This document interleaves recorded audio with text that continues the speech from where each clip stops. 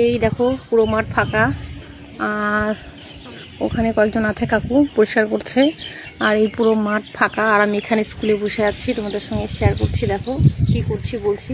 দার্জিলিং ডিস্ট্রিক্টের ফার্স্ট ধাপের যে ভোট আজকে 80+ ও পিডাব্লিউডি ভোটারদের, তার জন্য আমরা যার যার ভোটের বুথে বসে হাজিরা দিচ্ছি। আর ফাইনালি ভোট শুরু হয়ে গেছে। যার যার এরিয়ার মধ্যে বাড়িতে হোম ভোটিং আছে, তারা এরিয়ায় স্যারদের সঙ্গে বাড়ি বাড়ি গিয়ে ভোট নেওয়া হচ্ছে। তো আমি আমার যে বুথে কাজ করি সেই বুথে গিয়ে বসে আছি। তো বন্ধুরা, আজকে ফাইনালি ভোট, এই বছরের বিধানসভার ভোট আজকে শুরু হয়ে গেল।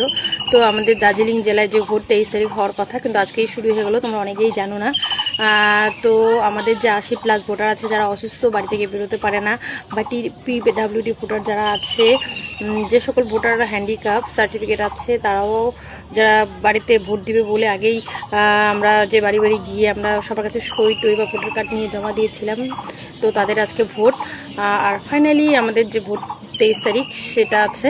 আর আজকেও কিন্তু ভোট হচ্ছে।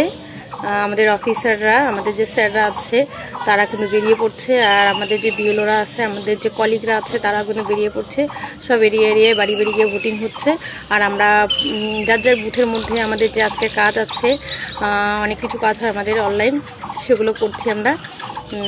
তো থ্যাংক ইউ আমার ভিডিওটা দেখার জন্য। অবশ্যই পরের ভিডিও আবার নিয়ে আসছি, পাশে থেকেও সকলে।